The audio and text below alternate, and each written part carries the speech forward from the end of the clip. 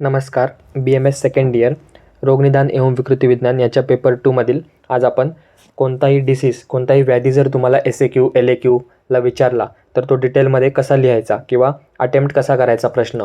जरी तुम्हाला एखादा व्याधी समजा आलाच, ऑड आला किंवा तुम्हाला माहिती नसेल तर त्यामध्ये काय गोष्टी लिहायच्या किंवा काय कॉमन गोष्टी आहेत ज्या तुम्ही लिहू शकता कोणत्याही व्याधीमध्ये, तर ते आज आपण या व्हिडिओमध्ये पाहणार आहे. तर व्हिडिओ तुम्हाला खूप उपयोगी पडणार आहे. तसंच तुम्ही याला मॅजिक व्हिडिओ म्हणू शकता की तुम्हाला हा म्हणजे खूप तुम्हाला रोगनिदान पेपर 2 मध्ये याचा खूप फायदा होणार आहे या व्हिडिओचा. तर व्हिडिओ व्यवस्थित शेवटपर्यंत नक्की पहा. नुसता बघू नका, त्यामध्ये गोष्टी ज्या मी सांगत आहे, छोट्या छोट्या गोष्टी ज्या सांगत आहे त्या व्यवस्थित ऐका. कारण तुम्ही जर व्हिडिओ नुसता बघत असाल व गोष्टी ऐकत नसाल तर ते तुम्हाला प्रॅक्टिकली अप्लाय कशा करायच्या हे समजणार नाही पेपरमध्ये. त्यामुळे व्यवस्थित बघण्यासोबत तुम्ही नीट ऐकासुद्धा व्हिडिओ शेवटपर्यंत पहा. तर आपण सुरुवात करूया की कोणताही जर व्याधी तुम्हाला विचारला, जर तुम्हाला असं आलं की सविस्तर वर्णन करा किंवा डिटेलमध्ये लिहा किंवा वर्णन करा, तर तुम्ही काय लिहायचं. तर सुरुवातीला त्या व्याधीबद्दल 2 ते 3 पॉईंट इंट्रोडक्शन लिहायचं. तर काय लिहायचं, तर जे आपण मागच्या व्हिडिओमध्ये पाहिलं की कोणता व्याधी कोणत्या स्रोतसाचा आहे, तर सुरुवातीला ते आलं पाहिजे की जो व्याधी दिला आहे तो कोणत्या स्रोतसाचा व्याधी आहे, त्यानंतर कोणत्या मार्गाचा व्याधी आहे, अभ्यंतर आहे, बाह्य मार्ग आहे, कोणता मध्यम मार्गाचा व्याधी आहे ते लिहायचं. त्यानंतर व्याधीचं स्वरूप कसं आहे ते 1-2 शब्दामध्ये लिहायचं किंवा 1-2 वाक्यामध्ये लिहायचं. तर हे सर्व पॉईंट आहेत जे तुमचे इंट्रोमध्ये आले पाहिजे, जेणेकरून एक्झामिनर जेव्हा तुमचं वाचायला चालू करतो आन्सर, तेव्हा त्याच्यावर एक इम्प्रेशन पडतं की ठीक आहे बाबा, ह्याला व्याधी माहिती आहे, त्याचा कोणता स्रोत आहे ते माहिती आहे. तर अशी सुरुवात करायची. त्यानंतर व्याख्यामध्ये जर तुमचे श्लोक पाठ असतील, बऱ्यापैकी व्याधींचे एक लाईनीचे श्लोक आहेत, ते जर तुमचे पाठ असतील तर ते आधी तिथे मेन्शन करा. त्यानंतर त्याचा अर्थ लिहा. त्यानंतर काही व्याधींची आपल्याला उत्पत्ती माहिती असेल तर ती लिहायची. त्यानंतर मेन पॉईंट येतात ते निदानपंचक. आता एवढे सगळे जे इंट्रो आणि व्याख्या लिहून झाल्याच्या नंतर जो पॉईंट येतो तो म्हणजे निदानपंचकचा आहे. आता इथे मेन पॉईंट आहेत. तर निदानपंचकमध्ये काय काय पॉईंट येतात, निदान, संप्राप्ती, लक्षण, पूर्वरूप, रूप आणि उपशय. तर ह्या प्रकारे निदानपंचक मेन्शन करायचं. तर निदानमध्ये काय लिहायचं, तर जो व्याधी तुम्हाला आलेला आहे त्याचे हेतू लिहायचे. हेतू म्हणजे कारण, की तो व्याधी का उत्पन्न होतो. तर हे सर्व जे कारण आहेत तर ते निदान या पॉईंटमध्ये आले पाहिजे किंवा हेतू या पॉईंटमध्ये आले पाहिजे.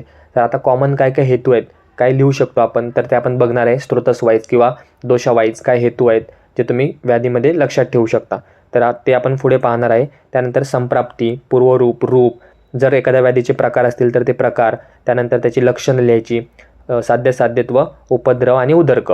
तर हे सर्व पॉईंट आहेत जे ह्या सिक्वेन्समध्ये आले पाहिजे तुमचा कोणताही आन्सर लिहिताना. आता हे कोणताही आन्सर म्हणतोय म्हणजे कुठेही लिहायचं असं नाही. तर विचारलं असेल, जे पॉईंट विचारलेत तर ते स्पेसिफिक लिहा.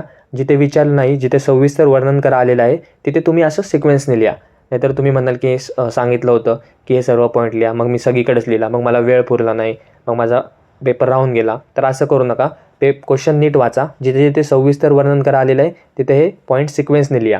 नाहीतर जे विचारले तेवढेच पॉईंट लिहा. तर हा होता आपल्या व्हिडिओतला एक बेसिक पॉईंट आणि एक आयडिया तुम्हाला की कोणता व्याधी कसं, म्हणजे व्याधी आला तर कसा लिहायचा. तर ही होती सिक्वेन्स. नेक्स्ट आपण आता एक एक पॉईंट बघणार आहे की कोणते कोणते पॉईंट आहेत असे जे कॉमनमध्ये आपण लक्षात ठेवू शकतो. तर आता मी तुम्हाला एक एक पॉईंट सांगणार आहे की काय काय पॉईंट्स आहेत जे कॉमनमध्ये लिहू शकतो. तर सुरुवात करूया आपण निदानपंचकमधल्या हेतूपासून. तर अन्न व स्रोतसाचा जर व्याधी असेल तर त्यामध्ये काय हेतू येतील, अजीर्ण, अध्यशन, विरुद्धाशन, विरुद्ध आहार, अहितकर आहार विहार सेवन करणे, अतिभोजन करणे, कमी प्रमाणात भोजन करणे, त्यानंतर अति उष्ण गुरु, त्यानंतर पदार्थ सेवन करणे किंवा मलमूत्रांचा वेगविधारण करणे. तर हे सर्व कारणं तुम्ही जेव्हा अन्न व स्रोतसाचा व्याधी येतो तेव्हा हेतूंमध्ये ॲड करू शकता. त्यानंतर प्राण व स्रोतसामध्ये त्याचे प्रकार जे असतील त्याच्यानुसार त्याची कारणं आणि लक्षणे येतील. प्राण व स्रोतसमध्ये काय येतं तर हिक्का, श्वास, कास ते व्याधी येतात, शोष, राज्यक्ष्मा त्यानुसार.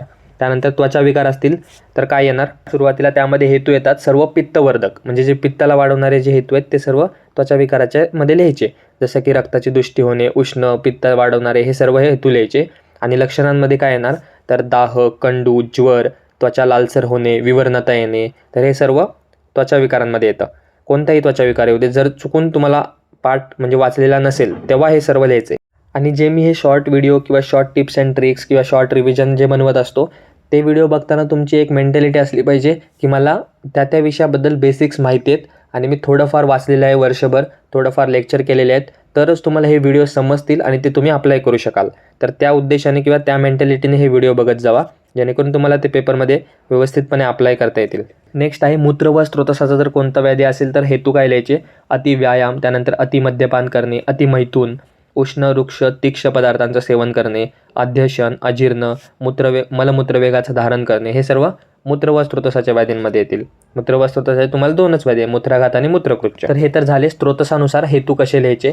आता संप्राप्ती कशी लिहायची. आता मी तुम्हाला एक कॉमन संप्राप्तीचा फॉर्मॅट सांगतो जेणेकरून तुम्ही ते लिहू शकता. सुरुवातीला सगळ्यांना माहिती आहे हेतू सेवन येतं, त्यानंतर कोणत्या तरी दोषाचा प्रकोप होतो, प्रकोप झाल्यावर तो दोष दूषित होतो. मग तो दूषित झालेला दोष काय करतो, एकतर दुसऱ्या कोणाला तरी दूषित करतो, धातूंना दूषित करतो किंवा अवरोध उत्पन्न करतो. मग त्याच्यामुळे तो व्याधी उत्पन्न होतो. तर हे शॉर्ट म्हणजे एक बेसिक आहे की तुम्ही हा फॉर्मॅटमध्ये जेव्हा SAQ LAQ लिहित असता तेव्हा संप्राप्तीमध्ये हे 4-5 स्टेप तरी कमीत कमी लिहा.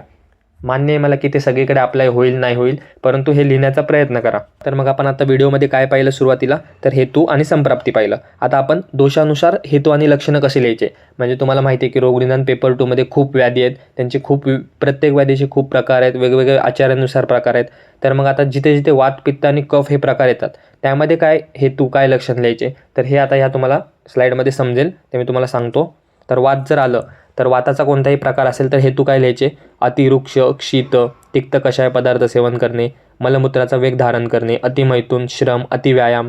त्यानंतर काय ॲड करायचं, वात प्रकोपक आहारविहार प्रत्येकामध्ये ॲड करायचं. पित्त प्रकोपक आहारविहार, कफ प्रकोपक आहारविहार.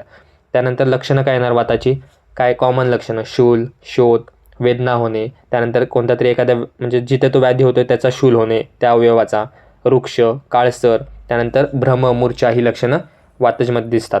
नेक्स्ट जर तुम्ही एखादा पित्तच प्रकार लिहित असाल तर काय लिहायचं, हेतूमध्ये सगळं पित्ताचं लिहायचं. विदाही, त्यानंतर विरुद्ध, कटू, उष्ण, आम्ल, क्षार पदार्थ, अग्निसेवन करणे, आतप सेवन करणे, क्रोध, अध्यशन, अतिभोजन करणे, पित्त प्रकोपक आहारविहार ही सर्व त्याचे हेतू आहेत. आणि लक्षणं काय दिसणार, दाह, कंडू, तृष्णा, त्यानंतर मोह, ज्वर, मूर्छा, अरुची, पिवळसर रक्त, हरित वर्ण, काय जिथे जिथे वर्ण टाकायचं असेल तिथे वातात काळसर, पित्तामध्ये पिवळसर रक्त हरित आणि कफामध्ये श्वेत वर्ण टाकायचा. त्यानंतर कफामध्ये काय हेतू असतात, तर गुरु, स्निग्ध, मधुर पदार्थ अधिक प्रमाणात सेवन करणे, अभिषंधी, अतिनिद्रा, तंद्रा, उलटी, मळमळ, व्यायाम न करणे, कफ प्रकोपक आहारविहार हे सर्व कफज व्याधींचे हेतू आहेत. आणि त्यांची लक्षणं काय आहेत, तर श्वेत, मंद, उलटी, मळमळ, अंगगौरव, त्यानंतर शैथिल्य, शिरशूल, तंद्रा, आलस्य, दौर्बल्य हे सर्व कफाची लक्षणं आहेत. तर हे जी स्लाईड आहे ह्याच्यामध्ये तुम्हाला बऱ्यापैकी व्याधींचे किंवा बऱ्यापैकी व्याधींच्या प्रकारामध्ये तुम्हाला कंटेंट लिहिता येईल. त्यानंतर नेक्स्ट डिफरन्शियल. आता हे जे आपण पाहतोय ते सिक्वेन्सने नाही आहे, तुम्ही समजून घ्या. पण जी मी तुम्हाला सुरुवातीला व्हिडिओमध्ये सिक्वेन्स सांगितली ती प्रॉपर सिक्वेन्स आहे. नंतरचे जे मी एक्सप्लेन करतोय ते एवढं सिक्वेन्सने नाही आहे, ते जरा मिक्सचरमध्ये आहे, तर ते तुम्ही नंतर बघून घ्या. पण जी व्हिडिओमध्ये सुरुवातीला सांगितली ती परफेक्ट सिक्वेन्स आहे. डिफरन्शियल डायग्नोसिस ते कसं लिहायचं, जर तुम्हाला विचारलं असेल तरच ते लिहा, व्याधीविवेचक जर विचारलं असेल तरच मेन्शन करा. तर त्यामध्ये सुरुवातीला दोषानुसार जे आपण प्रकार लिहितोय तर ते सुद्धा येऊ शकतात डिफरन्शियल डायग्नोसिसमध्ये. त्यानंतर हेतूनुसार जर काय वेगळं जर सेम कोणाचे हेतू असतील व्याधीचे तर ते तिथं मेन्शन करायचे. त्यानंतर प्रकारानुसार आणि लक्षणानुसार. तर डिफरन्शियल डायग्नोसिस लिहिताना थोडासा विचार करून लिहायचे, कारण कोणत्याही व्याधीमध्ये कोणताही डिफरन्शियल नाही येऊ शकत. त्याच्याशी रिलेटेड जे 4-5 व्याधी असतात तेच तुम्ही डिफरन्शियलमध्ये लिहा. त्यानंतर संप्राप्ती घटक. जेव्हा आपण संप्राप्ती लिहितो 4-5 स्टेप्स लिहितो त्याच्याखाली संप्राप्ती घटक लिहिणं आवश्यक असतं. त्यामध्ये काय पॉईंट्स येतात, तर दोष, दुष्य, अधिष्ठान, स्त्रोतस, स्त्रोतदृष्टीचा प्रकार हे 5 ते 6 पॉईंट संप्राप्तीच्या खाली संप्राप्ती घटक हा पॉईंट टाकून लिहायचे. दोष तर तुम्हाला माहीत असतो त्या संप्राप्तीमध्येच असतो. दुष्य लिहायचा, जो दूषित होतो त्याला दुष्य म्हणतात. त्यानंतर त्याचा अधिष्ठान कोणत्या अवयवाला होतोय ते, त्यानंतर स्त्रोतस कोणता आहे आणि स्त्रोतदृष्टीचा प्रकार. तर हे सर्व छोटे पॉईंट आहेत, ते तुम्ही त्यात ॲड केलं पाहिजे. त्यानंतर नेक्स्ट पॉईंट आहे तो म्हणजे उपद्रव. आता उपद्रव हे बऱ्यापैकी व्याधींचे सेम आहेत. आता एकदम तर प्रत्येक व्याधीमध्ये हे अप्लाय होतील असं नाही आहे, पण बऱ्यापैकी व्याधीमध्ये अप्लाय होतात. त्यामुळे छर्दी, श्वास, कास, तृष्णा, ज्वर, अतिसार, दौर्बल्य, क्षय, अरुची, शोथ, पांडू, कामला आणि शूल हे तुम्ही सर्व व्याधींमध्ये बऱ्यापैकी लिहू शकता. त्यामुळे उपद्रव हा पॉईंट टाकायला विसरू नका. आणि सगळ्यात शेवटी ते म्हणजे आपलं साध्यत्व. आता जर तुम्हाला प्रत्येक व्याधी जर तुम्ही वाचला नसेल किंवा एक्झाममध्ये असा एखादा व्याधी आला जो तुम्हाला लक्षात येत नाही आहे, लवकर आठवत नाही आहे, वाचला नाही आहे, तर तुम्ही अशा पद्धतीने तुम्ही आन्सर लिहा. आणि शेवटी साध्यत्वामध्ये नवीन उत्पन्न झालेला जर व्याधी असेल तर त्याला साध्य लिहून टाका. अल्प उपद्रव असतील तर कष्टसाध्य, आणि जुना व्याधी असेल किंवा अधिक उपद्रव असतील तर असाध्य.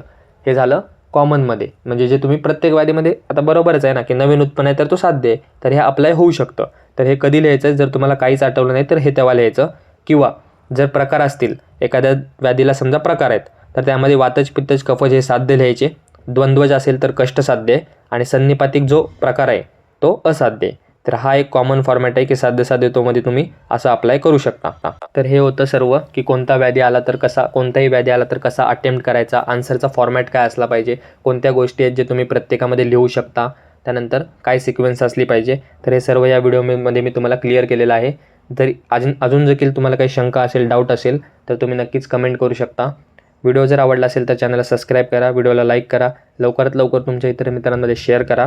तसंच मोस्ट एक्सपेक्टेड क्वेश्चनचा जर तुम्ही व्हिडिओ आणखीन देखील पाहिला नसेल तर तो अजून पहा, त्यातून देखील तुम्हाला काही ना काही पेपरमध्ये फायदा होईल. टेलिग्राम चॅनल जर जॉईन केलं नसेल तर लवकर तो पण जॉईन करून घ्या, कारण तिथे सुद्धा पेपर संबंधित काही ना काही मी तुम्हाला दरवेळेस टाकत असतो. भेटूया पुन्हा असंच एका नवीन व्हिडिओमध्ये नवीन टॉपिकसोबत. धन्यवाद. So guys, subscribe Ayurveda Essence for more such videos. You will get all handwritten notes here.